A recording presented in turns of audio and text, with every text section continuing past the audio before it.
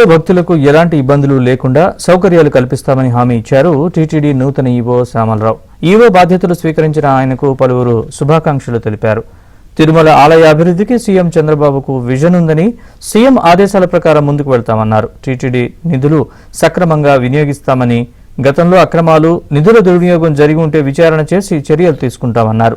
తనపై నమ్మకం ఉంచి తిరుమలలో సేవ చేసే భాగ్యం కల్పించిన సీఎం చంద్రబాబుకు ఈవో శ్యామలరావు ధన్యవాదాలు తెలిపారు.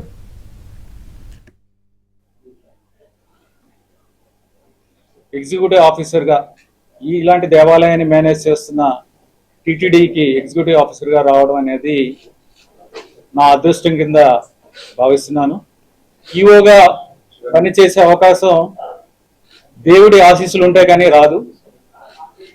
ఆ దేవుడి ఆశీస్సులతో, అలాగే ఈ దేవాలయానికి అనుబంధంగా ఉన్న చాలా దేవాలయాలు, టీటీడీ కింద ఉన్న దేవాలయాలు అన్నిటిలోని కూడా అడ్మినిస్ట్రేషన్ ఉందో అదంతా కూడా స్ట్రీమ్లైన్ చేసి భక్తులందరికీ కూడా మంచి సౌకర్యాలు ఉండేలాగా చూసుకుంటాము.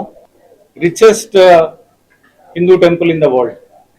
ఏ కార్యక్రమం చేసినా సరే, ప్రొక్యూర్మెంట్స్లో కానీ, కాంట్రాక్ట్స్ కానీ, ఏదైనా కానీ చేసినా సరే అవన్నీ కూడా కరెక్ట్గా జరిగేలాగా, యాజ్ పర్ నామ్స్ జరిగేలాగా, ట్రాన్స్పరెంట్గా జరిగేలా చూస్తాము.